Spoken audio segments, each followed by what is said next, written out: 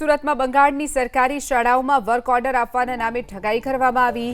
નગર પ્રાથમિક શિક્ષણ સમિતિના પૂર્વ કન્વીનર સહિત 2 ની ધરપકડ કરવામાં આવી છે. સ્કૂલના શૂઝ, મોજા અને બેગનો સરકારી વર્ક ઓર્ડર આપવાના નામે ઠગાઈ આચરી હોવાની ઘટના બની છે. 36 કરોડનો નકલી વર્ક ઓર્ડર મોકલી છેતરપિંડી કર્યાનો આરોપ. વર્ક ઓર્ડરના નામે 6.9 કરોડ એડવાન્સ કમિશન લીધાનો પણ આરોપ લાગ્યો છે. વેપારી પ્રવીણ ધડુકે ફરિયાદ નોંધાવી છે. કિશોર વાઘેલા અને સિમિસ નોચલીની ધરપકડ કરી લેવામાં આવી છે. આરોપીઓએ કેસ અને ચેકથી પેમેન્ટ કર્યું હતું, તો બંગાળ સરકારે કોઈ વર્ક ઓર્ડર ન આપ્યો હોવાની પણ જાણ થઈ છે.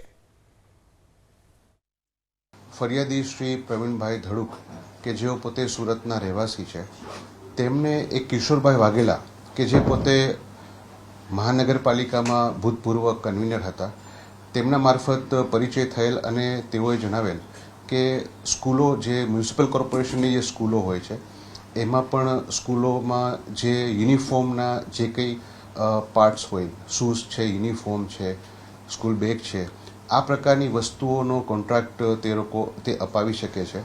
અને કિશોર વાઘેલાના મિત્ર સિમિસ નોશિયલ કે જેને બંગાળમાં પણ પરિચય છે અને બંગાળ સરકારમાં જે સરકારી સ્કૂલો છે એમાં પણ જે બાળકોને યુનિફોર્મ, શૂઝ, બેગ વગેરે જે વસ્તુઓ આપવાની હોય તેનો પણ તમને કોન્ટ્રાક્ટ અપાવી શકે છે. આ રીતેની લાલચ આપી અને વેસ્ટ બેંગાલમાં પોતે ખૂબ મોટો વર્ક ઓર્ડર અપાવશે તે રીતના તેમને વિશ્વાસમાં લઈ તેમને ફોર્જ ડોક્યુમેન્ટ બનાવી અને વર્ક ઓર્ડર આપેલા.